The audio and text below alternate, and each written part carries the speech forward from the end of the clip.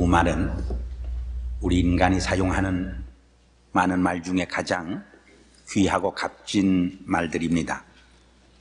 왜냐하면 우리 인간은 진리와 자유를 먹고 사는 존재이기 때문입니다. 예수님은 사람이 떡으로만 살지 아니하고 하나님의 입으로 나오는 말씀으로 산다고 하셨습니다. 예수님께서 말씀한 하나님의 입으로 나오는 말씀은 곧 진리를 의미합니다. 동양의 공자도 사람이 아침에 도를 깨달으면 저녁에 죽어도 한이 없다, 그런 유명한 말을 남겼습니다. 그가 말한 도도 곧 진리를 의미하는 것입니다. 이처럼 우리 인간은 진리를 깨달을 적에 기쁨이 있고 삶의 보람을 느끼게 됩니다. 마찬가지로 우리 인간은 자유를 필요로 하는 존재입니다. 미국의 감방은 제3세계 빈민굴보다는 훨씬 환경이 좋습니다. 그러나 감옥에 가기를 원하는 사람은 별로 없습니다. 그것은 그곳에 자유가 없기 때문입니다. 이것은 우리 인간은 빵만 먹고 사는 존재가 아니라 자유를 먹고 사는 존재인 것을 우리에게 말해주고 있습니다. 그러나 세상에는 진리라고 하는 미명 아래 얼마나 많은 생명이 고난을 당하고 처형을 당했는지 모릅니다. 마찬가지로 자유라고 하는 이름 아래 얼마나 많은 사람들이 자유를 오용하고 남용하고 악용함으로 불의를 자행했는지 알 수 없습니다. 그러면서도 분명한 사실은 인류 역사를 살펴보면 이 진리와 자유를 얻고 지키기 위해서 수많은 노력과 생명과 희생을 쏟아 바쳐왔습니다. 흔히 자유라는 나무는 피를 먹으며 자랐다는 그런 말을 듣게 됩니다. 오늘 우리가 자유를 누리기까지에는 많은 선열들의 희생과 피의 대가로 자유를 누리고 있다, 그런 뜻입니다. 그런데 이 진리와 자유라고 하는 말 사이에는 밀접한 관계가 있는 것을 찾아볼 수가 있습니다. 오늘 본문에 보면 예수님께서 너희가 진리를 알지니 진리가 너희를 자유케 하리라. You will know the truth and the truth will set you free. 이 말은 우리가 자유를 얻는 길은 진리를 통해서 자유를 얻게 된다, 그런 뜻을 담고 있습니다. 물론 여기서 말하는 진리는 세상이 말하는 과학적인 진리를 의미하지는 않습니다. 오히려 인격적인 생명적인 진리를 의미하고 있습니다. 어떤 이가 진리에는 두 종류의 진리가 있는데 하나는 자연과학적인 진리가 있다고 그래서 이것을 갈릴레오적 진리라 그렇게 표현했습니다. 왜냐하면 갈릴레오는 처음으로 지구가 돈다고 하는 지동설을 발견한 사람이기 때문입니다.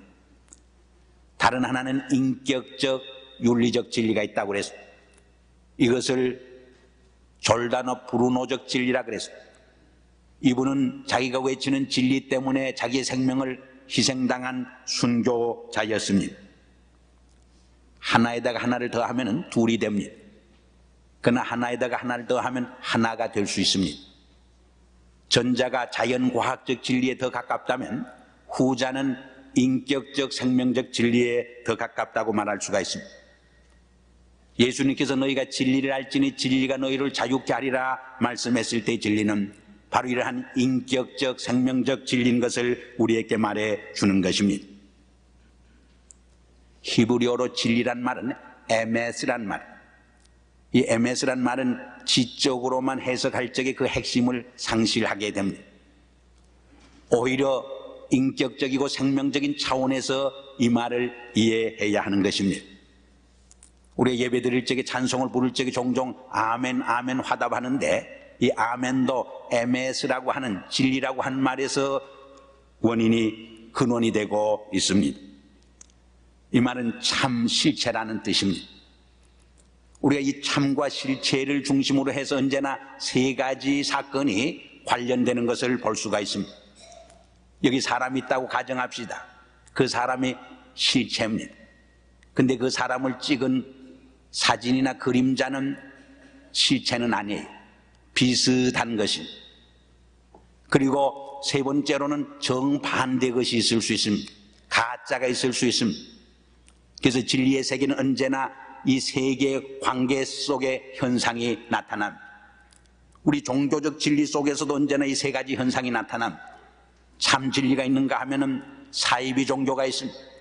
그런가 하면 이단이 전혀 다른 가짜가 있을 수 있는 것입니다. 그러므로 우리는 참 진리와 비진리를 분별할 수 있는 지혜와 슬기를 가져야 합니다. 참령을 분별할 수 있는 판단력과 믿음을 우리는 가져야 하는 것입니다. 우리가 진리를 바로 분별하지 못하고 거짓 진리에 빠져들 적에 우리는 엄청난 대가를, 희생을 지불할 수밖에 없기 때문입니다. 오늘 본문에서 말씀하는 진리는 바로 말씀으로 오신 예수 그리스도를 의미하는 것입니다. 이 예수 그리스도를 통해서 하나님은 자신의 사랑을 보여주셨습니다. 이 사랑을 통해서 우리 인간을 모든 속박에서 자유케 하시고 해방시켜 주시게 된 것입니다. 우리가 참 자유로우려면 우리의 소유에서 possession, 소유에서 해방될 수 있어야 합니다. 우리의 염려와 근심에서 자유로울 수 있어야 합니다. 많은 사람 보면 이 염려와 근심에 늘 종되어 삽니다. 노예가 되어 삽니다. 염려가 없으면 어디 염려거리가 있나 없나 찾아서 또 염려하는 분들이 세상에는 얼마나 많습니다. 이 염려로 밤잠을 편히 자지 못하는 사람이 얼마나 많이 있습니다. 우리가 참 자유로우면 불안과 공포에서 해방되어야 합니다. 더 궁극적으로는 우리를 결박하는 속박하는 죄와 율법에서 자유함을 얻어야 하는 것입니다. 많은 사람들이 예수를 믿노라 하지만은 참으로 율법에서 해방되지 못하고 자유하지 못하는 사람을 많이 봅니다. 여전히 죄의 노예로 살아가는 사람을 너무나 많이 봅니다. 그것은 주님을 믿노라 하지만은 참으로 주님을 완전히 믿지 못하고 주님에게 내 인생의 짐과 죄의 짐을 온전히 맡기지 못하는 불신 때문인 것입니다. 우리가 성경에 보면은 많은 대조적인 사람을 볼 수 있는데, 예를 들면 헤롯과 바울을 비교해 볼 수 있습니다. 헤롯은 돈이 있었습니다. 권력이 있었습니다. 명성이 있었습니다. 그러나 그 소유와 권력에 스스로 노예가 돼서 참 자유함이 없었습니다. 늘 불안과 공포 속에서 이 재물을, 소유를 잃으면 어떡하나, 이 권력을 잃어버리면 어떡하나 늘 노예의 생활을 했습니다. 그러나 사도 바울은 빌립보 옥중에 갇혀 살지만은 주 예수의 몸으로 있었지만은 참으로 자유하셨습니다. 그에게 가진 것이 없었습니다. 그의 권력과 명성이 없었습니다. 그러나 헤롯보다는 더 자유의 몸으로 살았던 것을 볼 수가 있습니다. 왜냐하면 예수 그리스도 안에서 참 자유를 누렸기 때문입니다. 또 예수님과 바리새인을 우리는 대조해 볼 수 있습니다. 예수님은 참으로 자유로운 삶을 사셨습니다. 모든 율법과 얽매임에서 해방되셨습니다. 그러나 바리새인들은 하나님을 믿노라 하지만은 얼마나 율법의 노예로 살았는지 알 수 없습니다. 그들에게는 진정한 자유가 없었던 것입니다. 그들은 하나님의 은혜를 믿고 신뢰하기보다는 자기의 의와 공적을 늘 나타내려고 했기 때문입니다.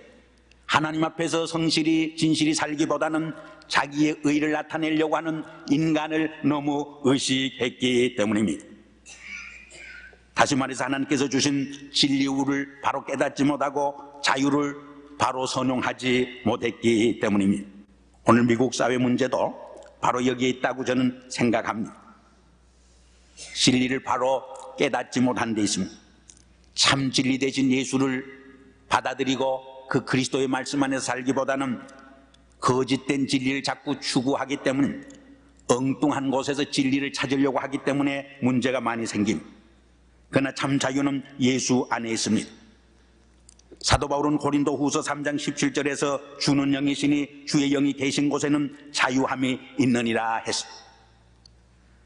기독교 신앙에서는 자유가 곧 구원입니다. 자유란 말과 구원이란 말이 거의 같은 의미로 쓰여지고 있습니다. 왜냐하면 구원받은 영혼은 참 자유함이 있기 때문입니다. 모든 속박과 죄의 사슬에서, 심지어는 죽음의 사슬에서도 해방된 삶을 살기 때문입니다. 이러한 참 자유는 세상의 어떤 재물이나 권력이나 지식이나 명예가 갖다 주지를 못합니다. 참 사랑에서 옵니다. 독생자 예수 그리스도를 주시기까지 우리를 사랑한 하나님의 사랑과 그 은총에서 오는 것입니다. 사랑에는 두려움이 없다고 그랬습니다. 참 사랑은 두려움을 내쫓는다고 그랬습니다.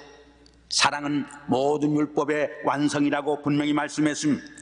이 예수 그리스도 안에서 우리는 염려와 근심에서 해방되고 모든 불안과 공포에서 해방되고 그리고 한 걸음 더 나가서 죄와 죽음에서부터까지 자유함을 얻게 되는 것입니다.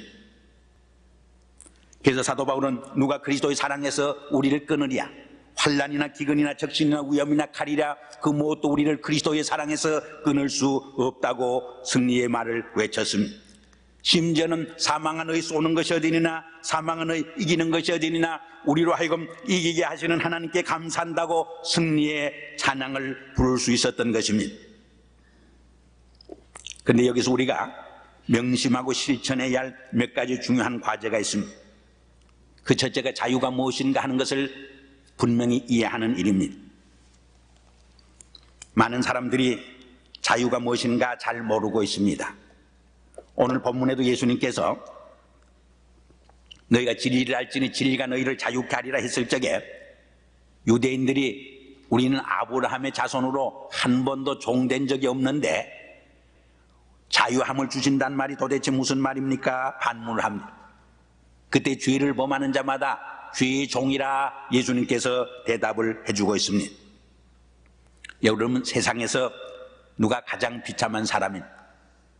자기가 죽을 병에 걸렸는데도 병든 줄 모르고 사는 사람이 참 불쌍한 사람. 자기가 종살이를 하고 노예 생활을 하면서도 종된 생활을 하고 있는지 모르고 사는 사람이 참으로 비참한 사람.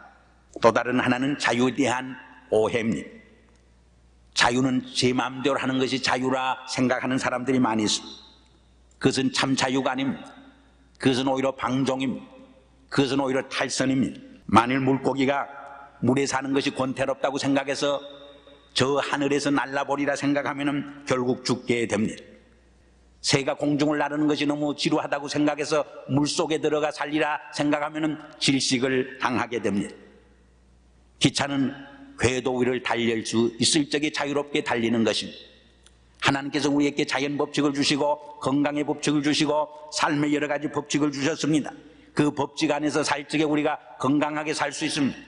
행복하게 살 수 있습니다. 복되게 살 수 있습니다. 그러나 그것을 이탈해서 탈선해서 살려고 할 적에 건강에 해치게 되고 병이 생기고 삶의 조화와 리듬이 깨지고 우리에게는 파멸과 죽음이 찾아온다는 것을 우리는 잊지 말아야 합니다. 이번 삼풍 백화점이 무너져서 정말 온 국민을 놀라게 했는데 세계의 웃음거리가 되고 조롱거리가 됐는데 결국 왜 이렇게 됐느냐? 건축을 할 적에 법칙이 있습니다. 건축의 그 규칙을 지키지 않았기 때문에. 그래서 종교개혁자 마틴 루터는 하나님에 대한 복종, 거기에 진정한 크리스찬의 자유가 있다 그랬습니다. 무슨 말입니까? 어린아이는 어머니 품에 안겨있을 적에 진정한 자유가 있습니다. 어머니의 품을 떠날 적에 오히려 자유를 상실하게 되어지는 것입니다. 두 번째는 자유를 바로 사용할 책임이 있다고 하는 것입니다. 우리가 창세기를 읽어보면 인간 창조에 관한 이야기가 나옵니다. 그 인간 창조에 관한 이야기 중에 세 가지 중요한 교훈과 진리를 발견할 수가 있습니다. 하나는 하나님께서 인간을 창조할 때 하나님의 형상대로 지어주셨다고 하는 것입니다. 이것은 우리 인간이 다른 동물과 다른 하나의 영적인 존재라고 하는 것을 우리에게 말해 줍니다. 두 번째로는 인간을 기계로 만들지 아니하고 선악과를 따먹을 수도 있고 따먹지 않을 수 있는 자유로운 선택을 할 수 있는 자유의 존재로 지어주셨다고 말해주고 있습니다. 세 번째로는 인간은 모두 평등하게 지어졌다는 것입니다. 그래서 사도 바울은 그리스도 예수 안에서는 자유인이나 노예나 유대인이나 헬라인이나 남자나 여자나 다 하나라 그랬습니다. 모든 인간은 행복을 누릴 수 있는 권리가 다 같이 부여되어 있습니다. 먹고 살아야 할 생존의 권리가 다 부여된 것을 우리는 기억을 해야 할 것입니다. 이것이 얼마나 복된 일입니다.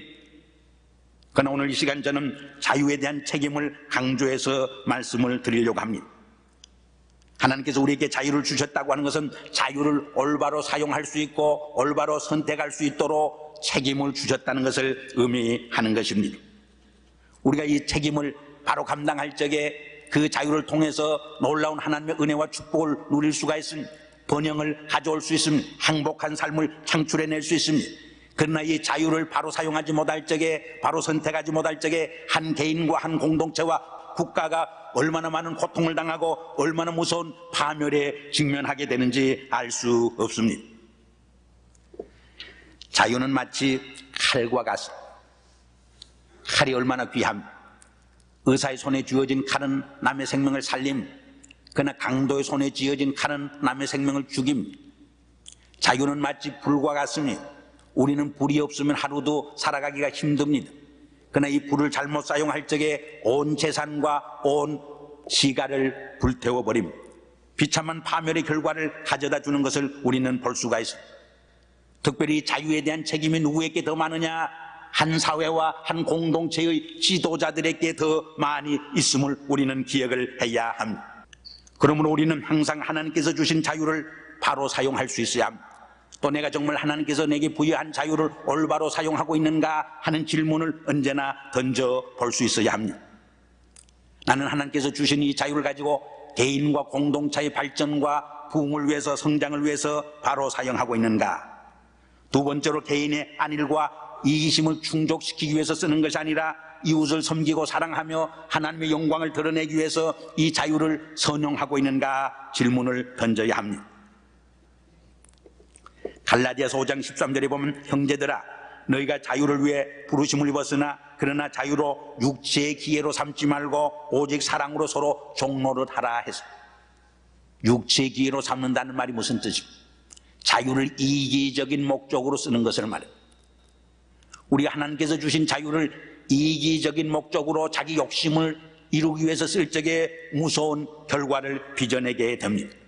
그러나 하나님께서 주신 이 자유를 오직 서로 사랑으로 종노를 하기 위해서, 이웃을 섬기고 사회를 섬기기 위해서, 봉사하고 헌신하기 위해서 쓰여질 적에 거기에 위대한 문화가 창출될 수 있습니다. 위대한 역사가 이루어질 수 있다 그 말입니다. 이번에 상풍 사건도 결국 지도자들이 자유를 잘못 선택했어요. 몇 푼의 돈 때문에 빨리 결단을 내리지 못한 거예요. 결국 이기적인 목적으로 썼기 때문에 그런 비극이 더 찾아온 것입니다. 우리는 그 사람의 성숙성과 한 국민의 문화의 수준을 어떻게 척도해 볼 수 있느냐? 하나님께서 주신 자유를 어떤 목적으로 쓰고 있는가? 그것을 보면은 그 개인의 성숙성과 그 민족의 성숙성을 우리는 측정해 볼 수 있는 것입니다. 마지막으로 자유를 창조적인 삶을 위해서 우리는 쓸 수 있어야 합니다. 하나님께서 우리에게 자유를 주시면 창조적인 삶을 위해서 주신 것입니다. 왜냐하면 창조적인 삶은 자유로운 분위기 속에서, 자유 속에서 이루어질 수 있기 때문입니다. 그러나 얼마나 많은 사람들이 이 자유를 파괴적인 수단으로, 목적으로 오용을 하고 남용을 하고 있습니까? 최근에 LA와 샌프란시스코 공항을 폭파시키겠다고 하는 유나 바모 때문에 얼마나 많은 사람들이 공포와 불안에 떨었습니다. 이것은 그들에게 준 자유를 오용하고 악용하는 하나의 대표적인 예라 그렇게 말할 수 있습니다. 우리는 하나님께서 주신 이 자유를 가지고 하나님의 꿈을 실현하고 하나님의 뜻을 실현하기 위해서 쓸 수 있을 적에 하나님의 놀라운 은혜와 축복이 이 땅에 임하게 되는 것을 우리는 명심해야 할 것입니다. 이제 결론적인 말씀을 드리려고 합니다. 오늘은 미국 독립기념주일입니다. 미국은 221년밖에 되지 않은 젊은 나라입니다. 유럽 나라를 여행해 보면 유럽 나라처럼 역사와 문화와 전통을 자랑할 만한 것이 미국에는 별로 없습니다. 영국이나 불란서나 로마에 가면 얼마나 그 유적이, 역사적 유물이 장엄합니다. 그러나 미국은 지난 1년 동안 세계사 속에서 훌륭한 리더십을, 지도력을 발휘한 것이 틀림없습니다. 그렇다면 그 미국의 힘과 저력이 도대체 어디에서 온 것입니까? 우리가 미국의 역사를 살펴보면 미국은 두 개의 사상적 기둥이 있습니다. 하나는 하나님 중심의 청교도적 신앙입니다. 다른 하나는 세속적인 휴머니즘입니다. 이 하나님 중심의 청교도적 신앙으로 살았을 적에 모든 지도자와 백성이 이 청교도적 믿음을 가지고 하나님을 영화롭게 하고 부지런히 근면하게 진실되게 정직하게 성실히 충성스럽게 살았을 적에 이 나라는 흥왕하고 하나님의 축복을 받았던 것입니다. 그러나 세속의 물결에 휩쓸려서 도덕적으로 땅에 떨어지고 폭력과 범죄가 일어났을 적에 이 나라는 지도력을 상실하게 된 것을 특별히 우리는 보게 됩니다. 무엇보다도 1960년대에 공립학교에서 정말 성경을 가르치지 못하게 하고 기도하는 것을 금하게 되었을 때 그 이후로부터 더 많은 도덕적 타락과 폭력과 범죄가 날로 증가해서 얼마나 혼돈스러운 사회로 바뀌어지고 있는가 하는 것을 우리는 보게 됩니다. 그래서 많은 양식이는 미국에 사는 사람들이 이래서는 안 되겠다, 도덕적 각성과 영적 각성운동이 일어나야 되겠다 생각하고 있습니다. 이런 사람들을 모랄 메조리티라 그렇게 부릅니다. 미국이 그래도 건재하는 이유가 어디 있습니까? 미국 사회는 이러한 모랄 메조리티가 있어서 그래도 사랑을 실천하고 진실되게 살려고 하는 믿음의 사람들이 있음을 인하여 건재하는 것입니다. 그래도 세계를 여행해 보면은 역시 미국이 가장 살기 좋은 풍요한 나라입니다. 그래도 미국이 자유와 기회가 제일 허용된 나라입니다. 생명의 존엄성이 그래도 제일 인정되는 나라입니다. 오늘날 세계 도처에서 한 생명이 쓰레기처럼 버림을 당하는 경우가 얼마나 많습니까? 그러나 미국은 한 생명에 대해서 얼마나 높이 평가합니까? 사랑하는 성도 여러분, 오늘 미국 독립기념주의를 맞이해서 미국이 계속 하나님 말씀에 굳게 서서 정말 세계 속에서 리더십을 바로 발휘하고 하나님께서 주신 진리와 자유를 바로 깨닫고 선용하며 보다 살기 좋은 사회를 만들어 가도록 함께 기도하는 이날이 되기를 주 이름으로 축원합니다. 기도하겠습니다.